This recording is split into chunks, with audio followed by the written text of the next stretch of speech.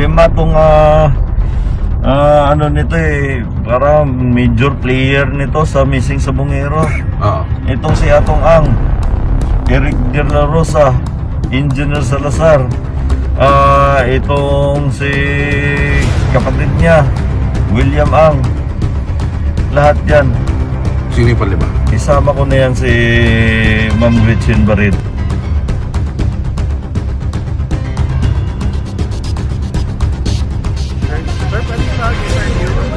Anong naging ano po? Ayun, nahayaan lang natin.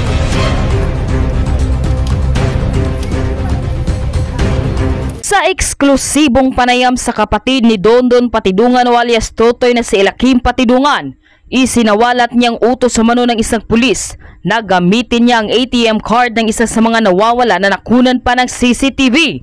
Nasaksihan din umano ni Elakim Patidungan ang malagim na pagpatay sa ilang sabongero. At ito ang kanyang matinding revelasyon na tiyak na pati ikaw ay kikilabutan. Narito ang buong detalye. Ngunit bago tayo magpatuloy, huwag kalimutang i-like, share, subscribe, and click the notification bell for more updates and for more upcoming videos. Maraming salamat! Lula ng bomb at bulletproof na sasakyan, naka-convoy na nagtungo sa Department of Justice sa Maynila, sina Dondon Patidungan alias Totoy, kasama ang nakakabata niyang kapatid na si Elakim Patidungan. Tulad ng kuya niyang si Dondon Patidungan, tatayo rin si Elakim bilang testigo sa kaso ng mga nawawalang sabongero. Inamin ni Elakim, siya ang lalaking nakuna ng CCTV na nagwi-withdraw gamit ang ATM card ng nawawalang si Melbert John Santos. Utos sa niya ito ng isang pulis. Gusto umano kasing malaman ng pulis na kung magkano ang pumasok sa account ni Melbert na pinagsosuspitsahang sangkot sa tsope o dayaan sa sabungan. Binigay niya sa akin yung itim, pero nung mga time na yon hindi ko alam na sa Missing sa Bungero pala yung itim na yun. Nalaman ko na lang yon nung lumabas na ang balita. Pinapacheck kung malaki bang laman, kung malaking kinita nila. Ikaw ba'y ready na gawin yung ginawa ng kapatid mo na malalagay ka lalo sa alanganin dahil magbibigay ka ng mga impormasyon na napakasela? Handa po akong siwalat lahat ang aking nalalaman at aking nasaksihan.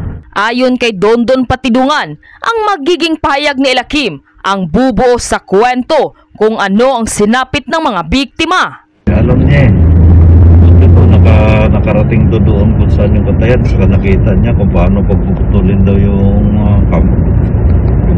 tiyan, kung paano binubutasan yung mga laman-laman.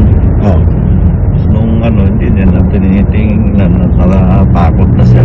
Pero pumalag umano si Dondon Patidungan sa pahayag ng PNP na mapapabilang sila sa panibagong mga kakasuhan. Umapila na rin umano siya kay Justice Secretary Jesus Crispin Remulla na madaliin ang proseso para masa ilalim siya sa Witness Protection Program. Bakit kailangan pa nila ako kasuhan? Para saan? Yun ang malaking tanong ko. Kaya ngayon, kakausapin ko si Suji na pwedeng yun naman ang unahin, yung WPP ko. Tatakbo pa ng 1 taon yan bago ako malagay sa WPP. Mag-aalas 10 ng umaga nakarating ng DOJ sa Maynila ang convoy ng magkapatid na Patidungan. Bago bumaba at humarap sa prosecutor, muli niyang pinangalanan ang kanyang mga kakasuhan. 5 tong ano nito para major player nito sa Missing sa Bungero. Itong si Atong Ang, Eric De La Rosa, Engineer Salazar, itong si kapatid niya, William Ang. Lahat yan. Sino yung panlima? Isama ko na yan si Ma'am Gretchen Barreto. Matatanda ang dati ng iginiit ni Atong Ang at Gretchen Barreto na wala umano silang kaugnayan sa pagkawala ng mga sabongero. Tila dito na umano natin makikita kung paanong gumagana ang batas natin sa Pilipinas. Lalo't ang mga involved sa kaso ay mga kilalang personalidad, makapangyarihan na ang ilan ay nasa pwesto pa umano ng gobyerno. last 2 days, may mga na-recover uli na mga panibago pong mga possible human remains at again, it will be subjected doon sa test to determine whether or not itong mga kuha lately for the last 2 days na mga buto ay galing po sa tao na ito at ganun din ang gagawin nating proseso ay i-cross-match sila doon sa mga kaanak na mga missing sa Bungero na nagbigay ng kanilang DNA profile. Importante din, sir, na from time to time ay nag-update din po tayo dito dahil baka meron na sa mga kababayan natin na nanonood kasi may mga nare-recover na mga damit, mga sapatos, mga tsinelas, baka ma-recall po nila yung mga kaanak po nila na mga napaulat na nawala at maaalala po nila na ito yung mga naaalala nila ng mga suot na damit, may sombrero, mayroon pang hoodie, tsinelas. So makipag-ugnayan po sila sa pinakamalapit po na police station para maipakita po itong ibang mga nakita po na mga na-recover na maaaring suot nitong mga na-recover po na bangkay at na ito na nga mga buto po nila yung na-recover natin. So importante po yun na makipag-ugnayan sila kasi hindi natin inaalis yung posibilidad na maaaring maliban dito sa posible na mga remains ng missing sa Bungero ay maaari din. Kung maalala nyo, may maraming nag-report na nawawala ang kanilang mga kaanak. So, importante din na makipag-ugnayan po sila sa atin para ma-identify po nila kasi kung ako naman yung isang kaanak, kapatid ko, asawa ko, kapatid ko na familiar sa akin itong kasuotan na ito at nawawala ay kung pwede po silang magbigay voluntarily ng kanilang DNA para ma-cross-match po. Meron naman po sila, ma'am, na DNA profile na po pwede po natin i-cross-match po doon sa mga posible po na mga nahukay, especially yung nakita po doon sa sementeryo. At intayin po natin, ma'am, itong mga bagong na-recover at kung ang pamilya naman po ang magre-request na kung po pwedeng gamitin yung kanilang DNA profile, then the PNP will respond po dun sa request po nila.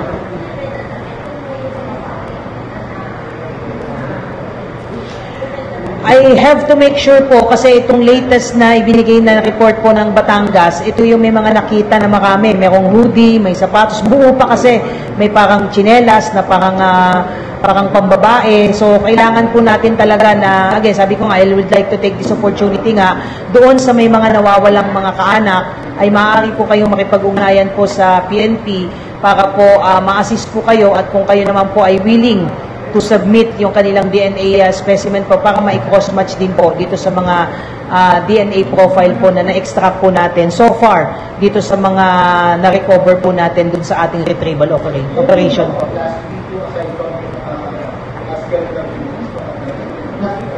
Last 2 days po, ito pong weekend, meron pong bago po.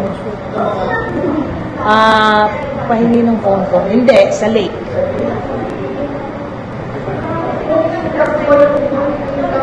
Nawawalang sa Bungero po at ito ang natatandaan kong huling suot.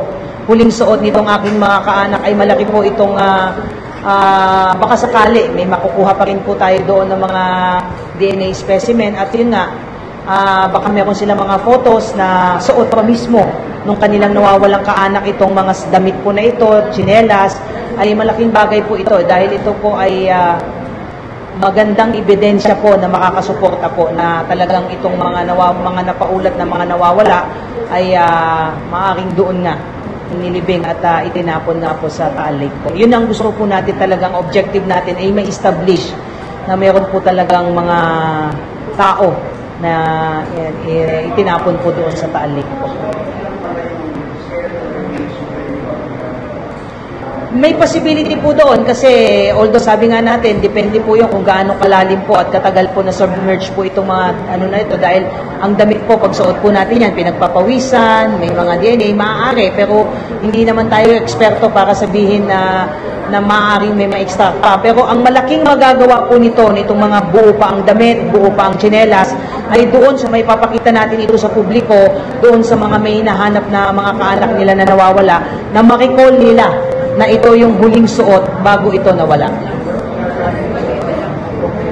Definitely sir, idadaan po ito dahil sabi ko nga malaking bagay kung may papakita sila na maaaring suot pa niya ito, yung mga damit na ito bago siya nawala, yung tsinelas, at titingnan po natin, I don't want to preempt po yung magiging kakalabasan po ng examination po ng forensic group at antayin po natin yung ilalabas po nilang official findings po.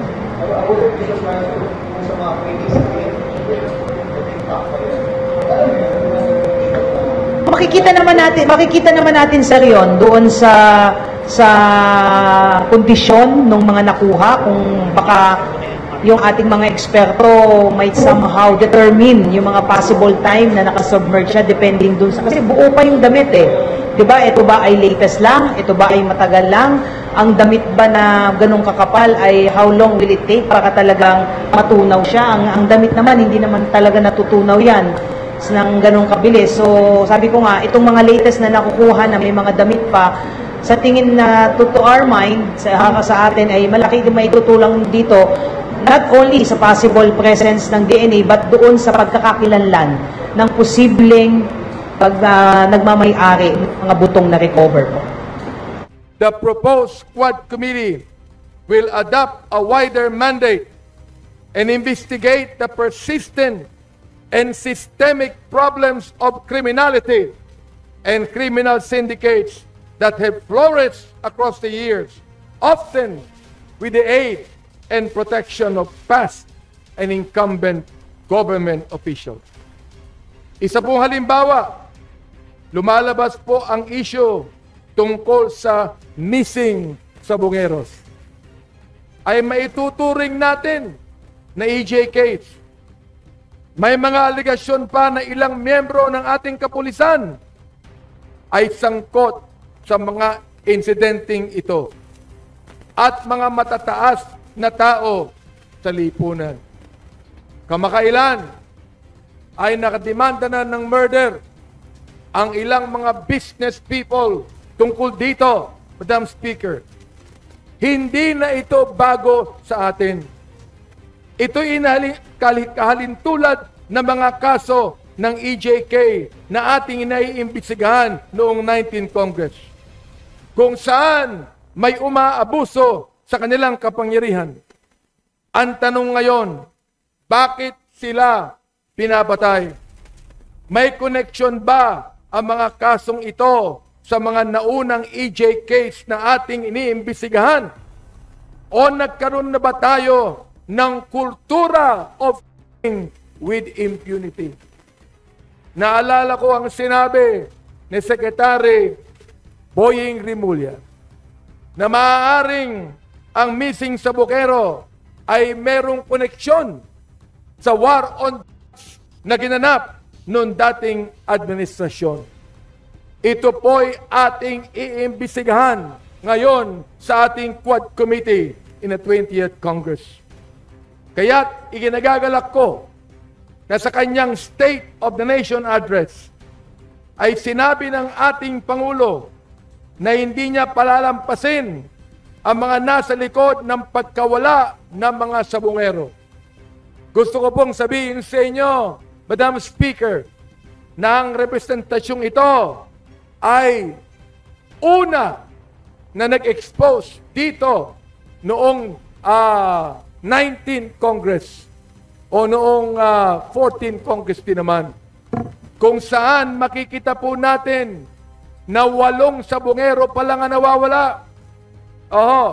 At ilang buwan ay 34 na. Saan po nangyari ito? Ito ay nangyari doon sa aking distrito, sa bayan ng Santa Ana, kung saan pinipigilan po namin ang isang pagpapagawa ng tinatawag ngayong Manila Arena na ang sabi po nila ay gagawin nilang sports complex. Subalit pagkatapos niyan, ginawa yung sabungan. Doon nagsimula, Madam Speaker, ang tinatawag nating sabong. Tapos, nakalimutan na po yan. Hindi na napag-usapan po uli yan. Nagsimula po yan noong dating administrasyon. Ngayon po, more than 100 na ang nawawala. At ang sabi na whistleblower, at ang whistleblower na ito, si Totoy, ay dating head ng security ng Manila Arena doon Santa Ana. Sinong nagbigay ng lisensya dyan? Yung nakaupo mayor dati. yung nakaupong Vice Mayor dati, na ngayon ay Mayor na ng Maynila. Gusto kong tanungin yung mga taong yan, bakit nabigyan ng prangkisa? At bakit nabigyan ng lisensya ang Manila Arena kung saan nakita natin more than 100 na ang nawawalang mga sabungero? Kaya mga kaibigan, sa ating mga kababayan, Madam Speaker, my dear colleagues, ako'y nagpapasalamat sa mga sinabi ng ating Pangulo.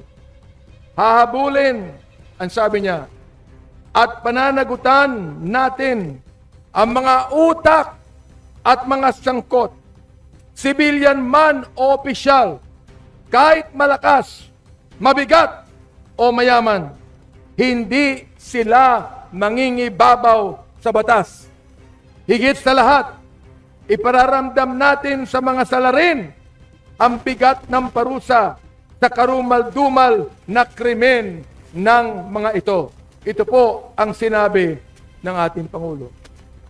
This is the kind of leadership we need, Madam Speaker. One that recognizes that no one is above the law and that justice must be pursued regardless of social status or political clout.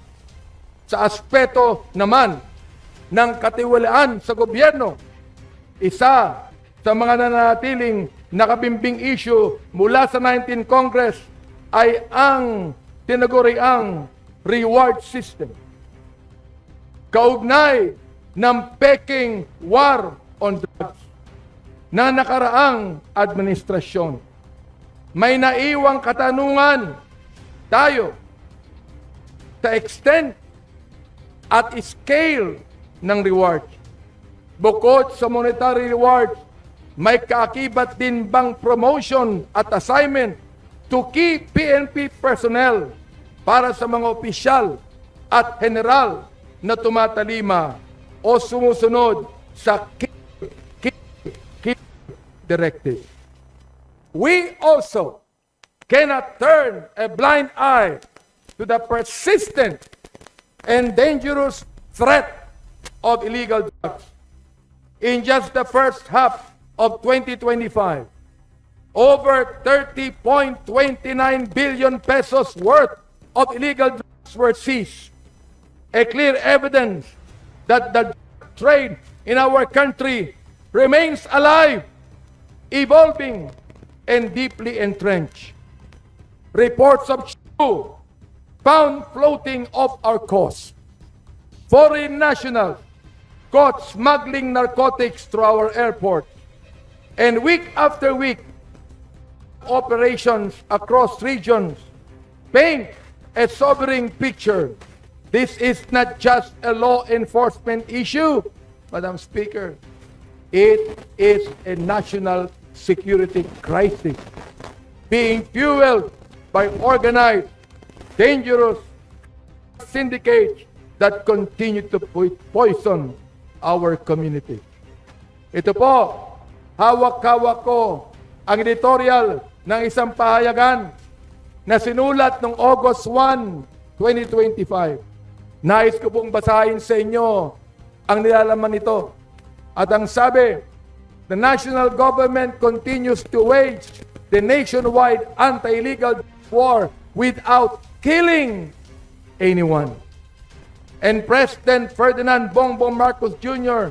continues to prove that a bloodless war is effective in addressing the problem. From June 2022 to July 2025, law enforcement authorities arrested more than 153,000 suspects, including pushers across the country. During the same period, records show that the government's bloodless anti-narcotics operation resulted in the seizure of illegal drugs worth 80 billion pesos. This only shows that the Marcos administration's anti-drugs war remains effective according to President Marcos. And no less than the Interior and Local Government Secretary John Vic Rimulya said, people don't need to be killed to win the war. Akala po natin, Madam Speaker, wala nang droga sa Pilipinas. Sapagkat dinismantle na ang mga manufacturing ng droga dito sa bansa natin. Akala natin wala na. Sapagkat yung dating administrasyon, more than 30,000 were killed. At marami sa kanila ay inosenteng mga tao.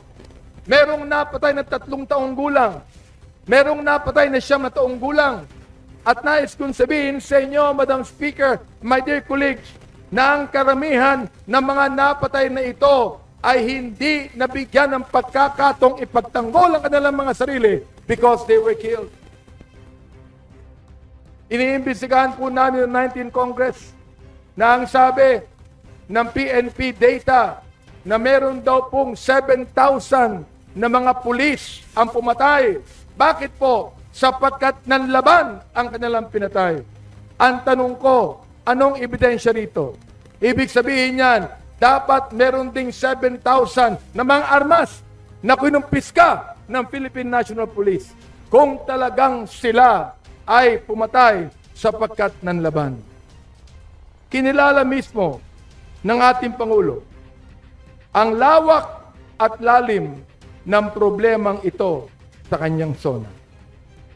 Simula nang siya'y manungkulan noong 2022, sinabi ko nga sa inyo na umaabot na po sa 83 billion ang halaga ng illegal na droga na kumpiska. Sa bilang na ito, 9,600 ang tinukoy bilang high-value target. Hindi lamang sa mga lalawigang gaya ng Zambales, Pangasinan, Cagayan, Ilocos Sur at Ilocos Norte. Natagpuan ng malalaking shipment ng droga, pati na rin sa mga sentrong urban tulad ng Cebu, Batangas, Rizal, Cavite, Muntinlupa at mismong Tondo, Maynila.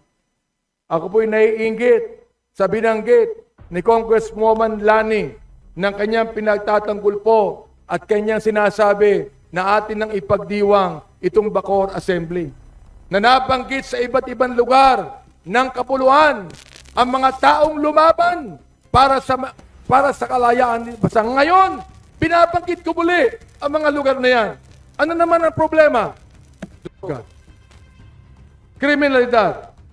Nakakaawa po, hindi po ba? Subalit, ang pinakamasaklap, ayon sa Pangulo, ay ang pagkaka-aresto sa 677 na kawani ng pamahalaan. Mahigit 100 sa kanila ay halal na opisyal at higit 50 ay mga miyembro ng pulisya. When the very people who are sworn to protect us are complicit in trafficking poison into our communities, that is not just betrayal, Madam Speaker. It is treason against the public trust. This is why the return of the Quad Committee is more urgent than ever. These numbers are not mere statistics. Every kilo of shabu intercepted could mean lives saved. Every criminal network dismantled brings us closer to a safer society.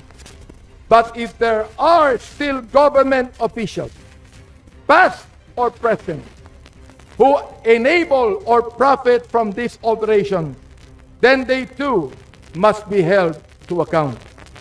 The drug menace is far from over, and we owe it to our people to pursue this fight with renewed strength, deeper resolve, and full institutional support. Pagdating sa usapin ng mga pogo, ngayon ipinagbabawal na ang operasyon ng mga ito. Hindi natin maaaring baliwalain ang mga problemang kanilang iniwan. Una, ano po ang nangyari sa mga libu-libong foreign nationals na nasa empleyo ng mga pinasarang Pogo Hubs all site? Napadeport na ba sila? Ang alam namin, 4,000 lang ang pinadeport ng mga Chinese. Subalit, nung panahon ng mga pogong ito, there were more than 300,000 Chinese that came to our country. Nakadetain ba sila? O malaya pa rin nakagala sa ating bansa? Nalaman po namin na kahit na sinara natin ang malalaking Pogo Hub, nagkalat na ang Pogo Hub sa buong Pilipinas. Mga maliit na Pogo Hubs. Ngayon, nasa villages. Ngayon, nasa subdivision. At ngayon, ay nasa iba't ibang bahagi ng ating bansa.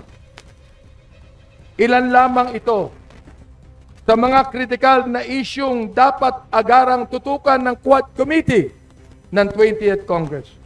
Nabubuin ng mga Committee on Public Order and Safety na ngayon po ay pinapangunahan ni Congressman Roland Valeriano. The Committee on Public Accounts na ngayon po ay pinapangunahan ni Congressman Terry Ridon. The Committee on Dangerous Drugs na ngayon pinapangunahan ni Congressman Kit Flores. At the Committee on Human Rights na ngayon pinapangunahan ng inyong lingkod.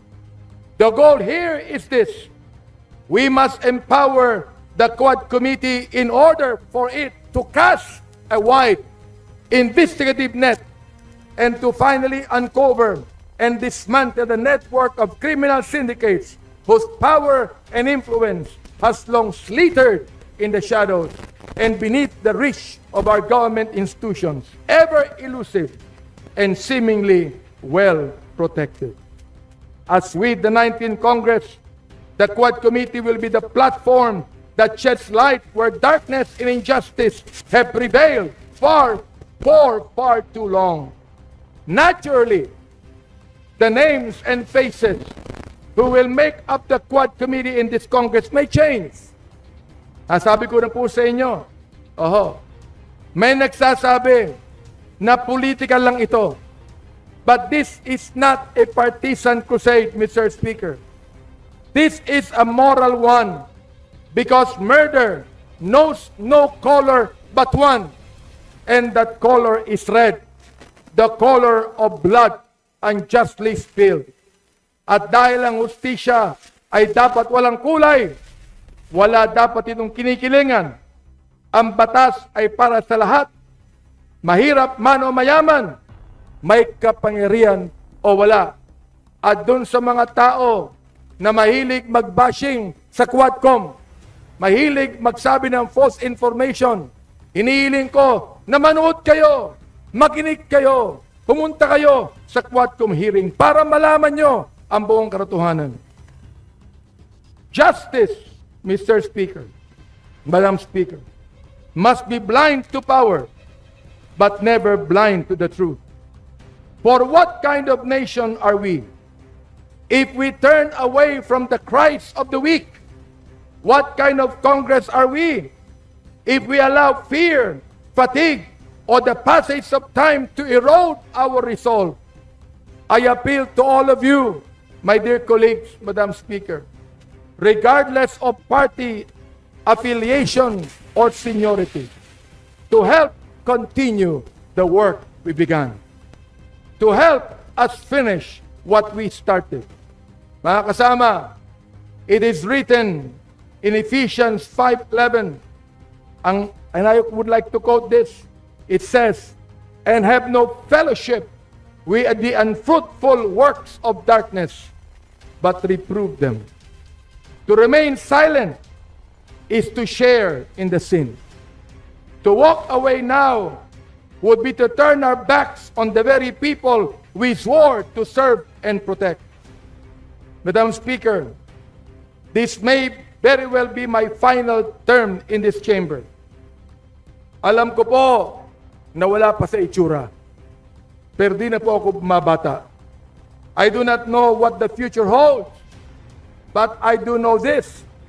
When the day comes that I look back at my time in Congress, I want to be able to say with a clear conscience and a faithful heart that I did not flinch in the face of evil, that I did not bend when justice demanded I stand, and that I gave everything I had to make sure no mother would have to bury her child without answers, and no family would be denied the dignity of truth. I am deeply grateful to the men and women, both and in and out of government, who stood with us in this difficult mission. Nais kong sabihin po na nagpapasalamat ako sa aking mga kasamahan in the 19th Congress. Ang aming lead chairman, si Congressman Ace Barbers, Congressman Dan Fernandez, Congressman Karap Paduano, at Congressman Romy Ako. Ako po'y nagpapasalamat sa kanila. Sa mga kasamahan nating mambabatas na nagpakita ng tapang at malasakit, katulad po ng mga young guns, mga kaibigan. Sa mga staff na nagbabad sa pag-aanalisa ng dokumento at testimonya. At higit sa lahat, sa mga pamilya ng biktima na nagbigay ng kadilawang tiwala sa atin, maraming salamat po sa inyo. Hindi ko po kayo makakalimutan. We may or may not see justice in our lifetime, but we must do our part and try, sapagkat kung hindi tayo, sino? At kung hindi ngayon, kailan pa? I would like to say, let us stay the course. Let the Lord's work continue. Let the truth be told for all to hear. And let justice finally be done.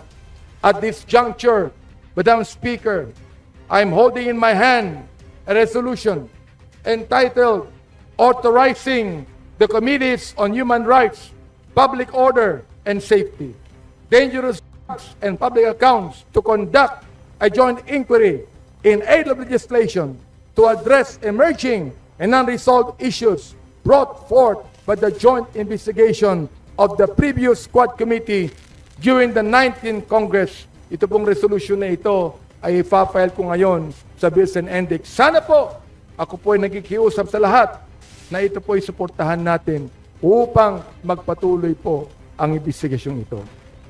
Kaya Madam Speaker, sa aking mga kulig na nagtiyaga na makinig sa aking talumpati, maraming salamat po at naway pagpalain tayong lahat ng Diyos. Mabuhay ang Pilipino!